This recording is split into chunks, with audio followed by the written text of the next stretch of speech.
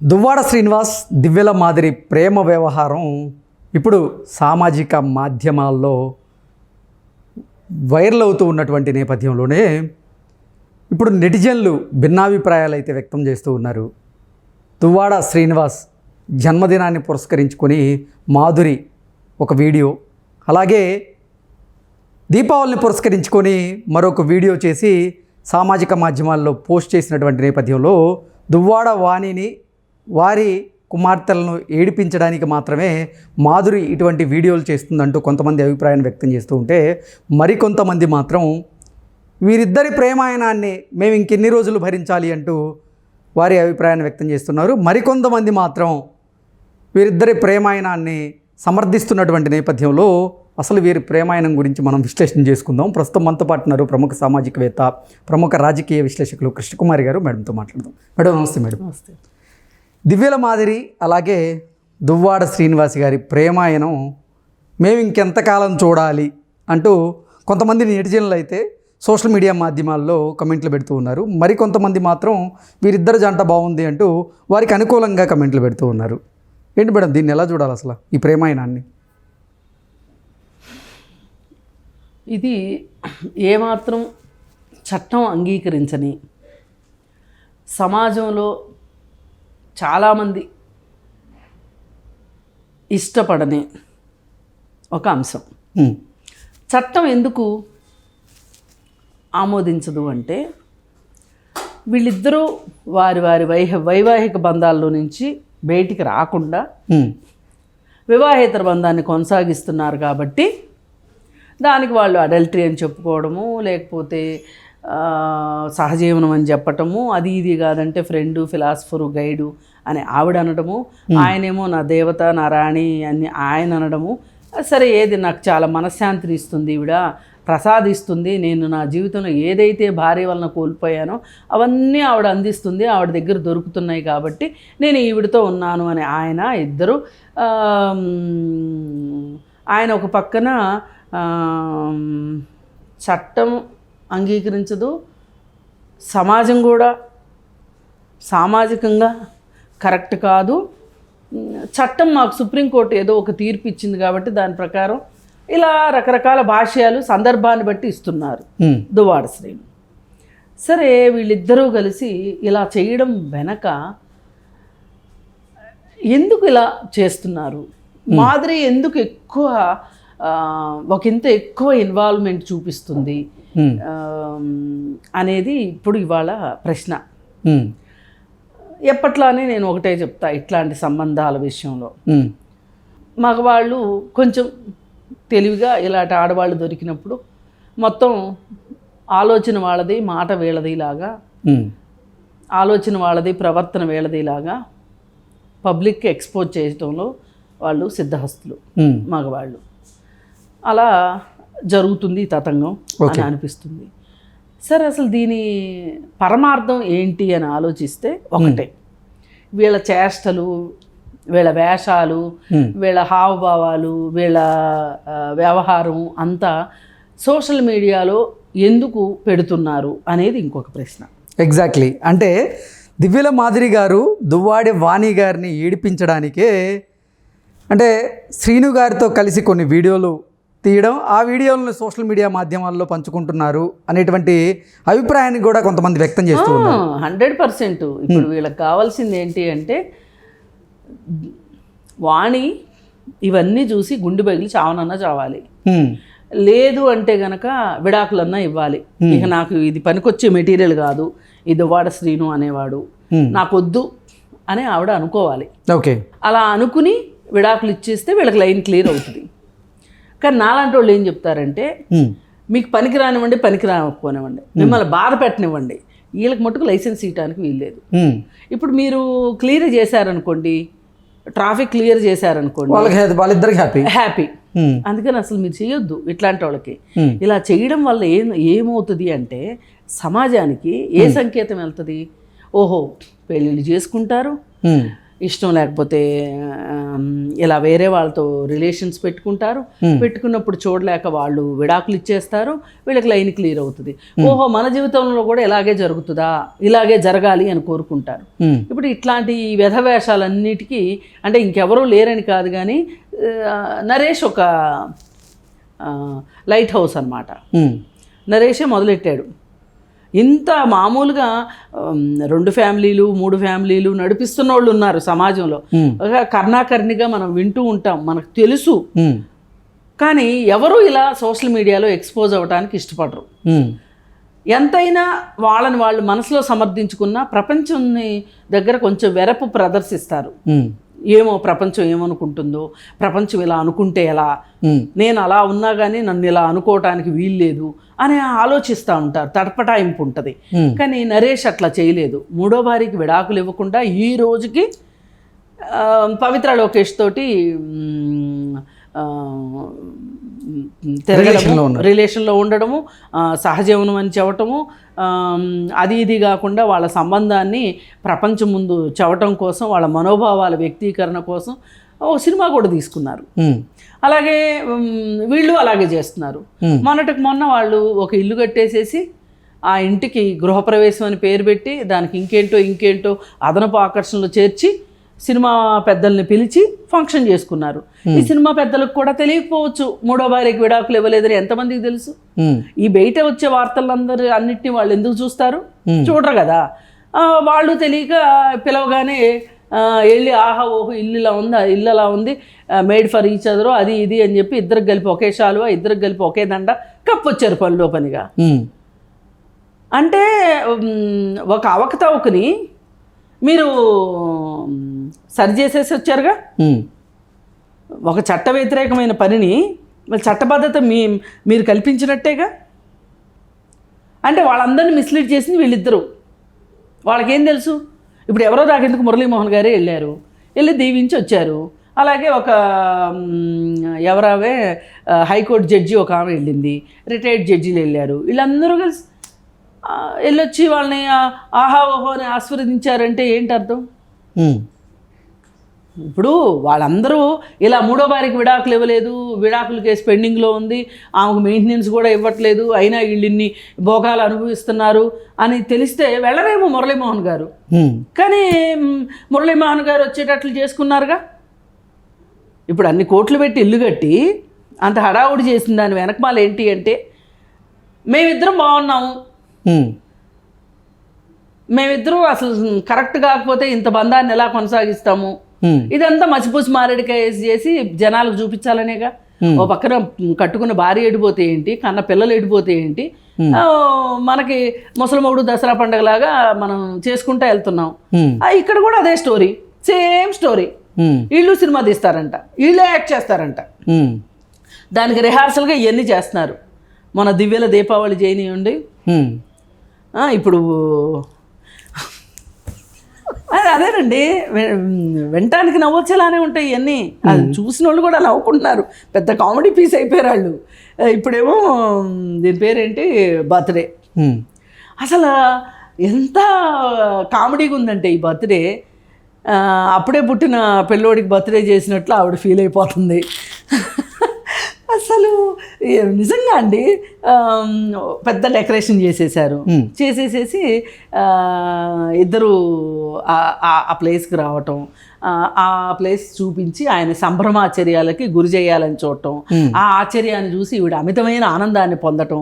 నా కోసం ఇంత చేసావా మాధురి అని అతను అక్కినేని నాగేశ్వరరావు లెవెల్లో మాట్లాడితే ఈవిడ వాణిశ్రీ లెవెల్లో ఈవిడ పొంగిపోవటం అంతా చూసి ఇది అయిపోయిన తర్వాత మళ్ళీ ఒక అనాకాని బ్యాచ్ ఒకటి ఉంది అక్కడ, వాళ్ళేమో డాన్స్లు వేయటం వీళ్ళిద్దరు ముందు. అరే ఇది అయిపోయిన తర్వాత మళ్ళీ డ్రెస్ చేంజ్, కాస్ట్యూమ్స్ మార్చేసేసి మళ్ళీ ఇంకొక ప్లేస్కి వెళ్ళి ఇంకొక బర్త్డే. అక్కడ ఒక పెద్ద ర్యాడో వాచ్, మరి ఎన్ని వేలుందో ఎన్ని లక్షలుందో తెలియదు, ఆ ర్యాడో వాచ్ తొడగటం, ఇవ్వటం గిఫ్ట్. అసలు నేను పుట్టాక నాకు ఎవరు ఇట్లాంటి గిఫ్టే ఇవ్వలేదు అని చెప్పటం. ఒకప్పుడేమో పెరిగిన పిల్లలను చూసి ఇలాంటి మంచి పిల్లల్ని ఇచ్చావా వాణి, ఇంతకంటే నా జన్మకి ఇంకేం కావాలి వాణి అని చెప్పి భారీ డైలాగులు చెప్పిన జగ్గయ్య మాదిరిగా డైలాగులు చెప్పిన దువ్వాడ శ్రీను ఇవాళ మళ్ళీ వచ్చి మాదిరి దగ్గర అసలు ఇలాంటి మాటలు నాకు చెవులో అమృతం పోసినట్టుంది. మాదిరి అని మనం ఇంత ఆషామాషిగా ఇంత ఎగతాళిగా మాట్లాడుకుంటున్నాం కానండి, దీని వెనక ఒక సీరియస్ ఉంది. ఓకే, అయితే దీని వెనక సీరియస్నెస్ ఏంటంటే ఒక పక్క ఒక కుటుంబం విచ్ఛిన్నం కావటం, ఇంకొక పక్క ఆ విచ్ఛిన్నమైన కుటుంబం 32 సంవత్సరాల వైవాహిక బంధం, పైగా అది ప్రేమ బంధం, 2 ముత్యాల లాంటి పిల్లలు, 6 కోట్ల ఇల్లు, సకల సౌకర్యాలు, బోలెడు ఆస్తిపాస్తులు ఇవన్నీ ఉండగా మరి ఆ భార్య కూడా భర్తకి రాజకీయంగా చేదోడు వాదోడుగా ఉండటం అంతా బాగానే ఉంది కథ అంతా. మరి all of A sudden Madhuri entry అవ్వగానే ఇప్పుడు భార్య చాలా రాక్షసి, పిల్లలు బద్ధ విరోధులు, నా గుండెల మీద తన్నారు, గుండెల మీద ఆడుకున్న పిల్లలు గుండెల మీద తంతే ఎలా ఉంటుందో ఆ బాధ అనుభవించిన వాళ్ళకే తెలుస్తుంది. దువ్వాడ శ్రీనివాస్ భారీ డైలాగులు ఇవన్నీ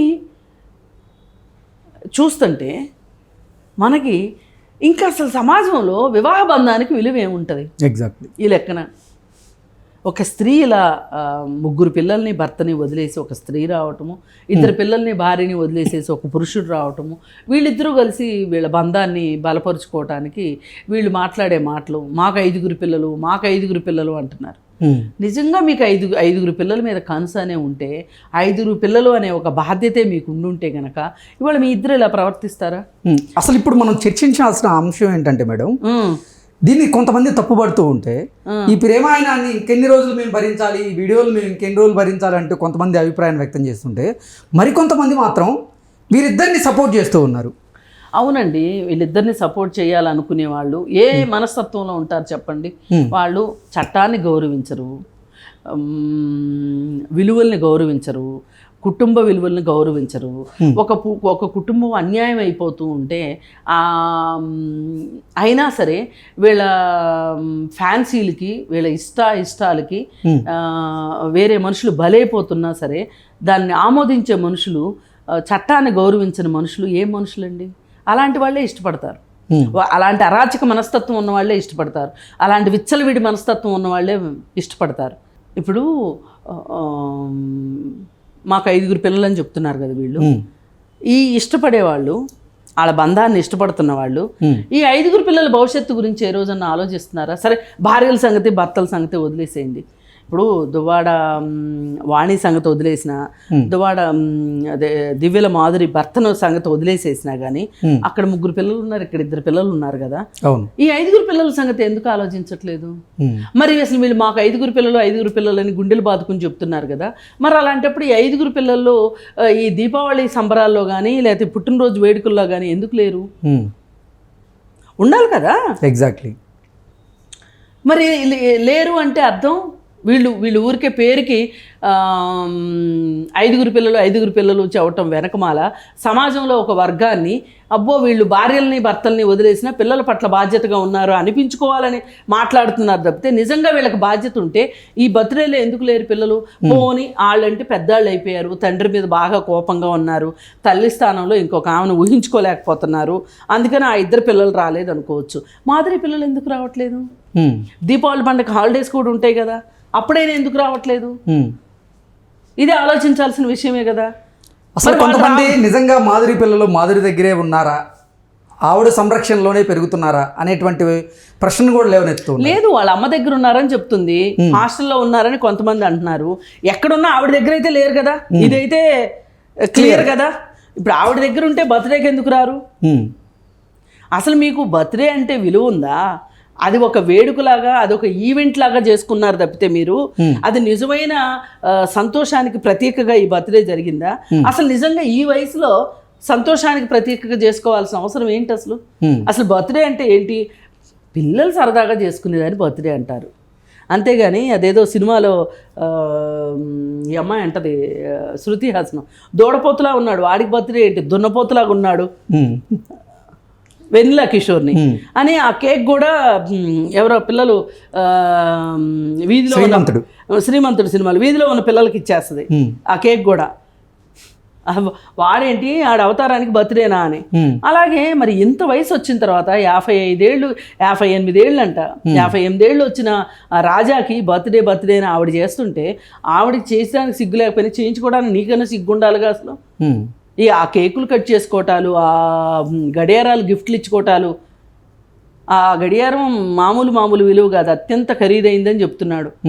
మరి అసలు ఇంత అత్యంత ఖరీదైన వాచ్లు గిఫ్ట్ ఇచ్చేదానికి ఈమెకి ఎక్కడి నుంచి వస్తున్నాయి డబ్బులు? ఈమెకు పెట్రోల్ బంక్ ఉంది, అది ఆ మధ్య ఒకసారి మూతపడిందంట, కల్తీ పెట్రోల్ అమ్ముతున్నారని. మరి ఇప్పుడు అసలు నిజంగా పెట్రోలే పోస్తుందా లేకపోతే కెరసనాయిల్ పోస్తుందా అర్థం కావట్లా. ఇట్లా అసలు ఏం వ్యాపారాలు ఉన్నాయి ఆవిడకి? దువ్వాడ శ్రీను అసలు చేతిలో 5 పైసలు లేకపోకుండా మొత్తం జేబులు దులిపేసేసి వాళ్ళకి ఇచ్చేసేసి చొక్క కూడా లేకోకుండా వచ్చేసాడని ఈవిడ చెప్తుంది, మాధురి చెప్తుంది, మొత్తం వాళ్ళకి ఇచ్చేసని. అసలు వీళ్ళకి డబ్బులు ఎక్కడి నుంచి వస్తున్నాయి ఈ వేడుకలకి? ఏం చేస్తే వస్తున్నాయి?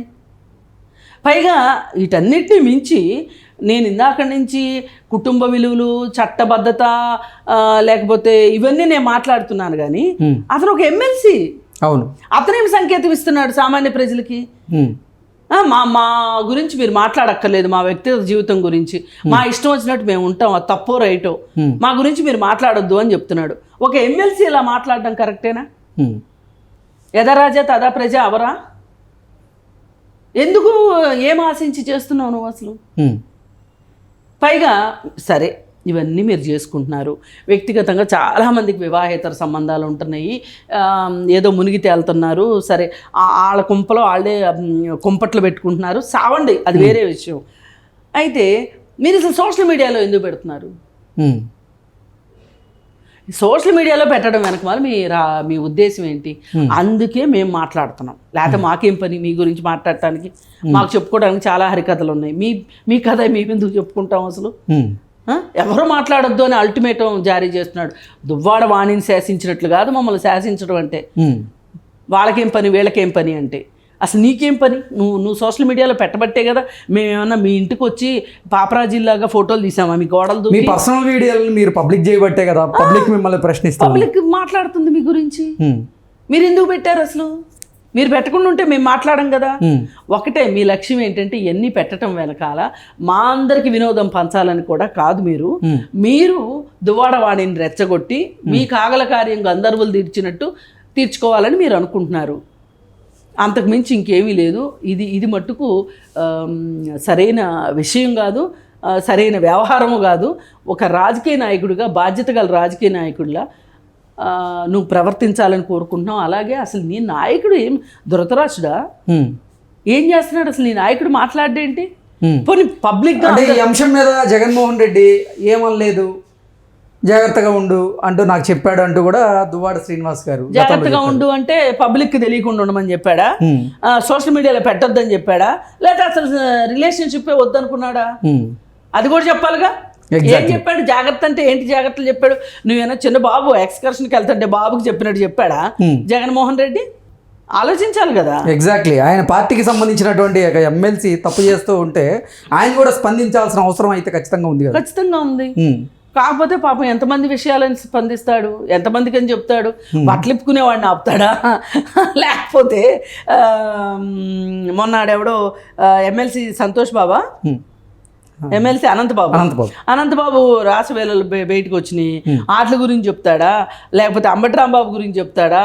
లేకపోతే అవంతి శ్రీనివాస్ గురించి ఎంతమంది గురించి అని చెప్తాడు? పాపం ఆయనకైనా తీరుకుండాలి కదా. మరి ఇంత చేసి విజయసాయి రెడ్డి వ్యవహారమే చెప్తాడా? లేకపోతే ఇవన్నీ కాకుండా ఆయన వ్యవహారాలు ఏమైనా ఉన్నాయా ఆయన గురించి చెప్పుకోవడానికి? ఆయనకు కూడా ఉండొచ్చు కదా. ఇంతమందికి ఉన్నాక ఆయనకు లేవని ఎవరు అనుకుంటారు? అందుకని చెప్పి ఏది ఏమైనా మీరు పబ్లిక్లోకి వచ్చిన తర్వాత మేము ఇలాగే నిలదీస్తాము, ఇలాగే మాట్లాడతాము. మీ చేష్టలు మానుకునే వరకు మీ మీద ఇలా మాట్లాడుతూనే ఉంటాం. Okay madam, thank you so much. Thank you.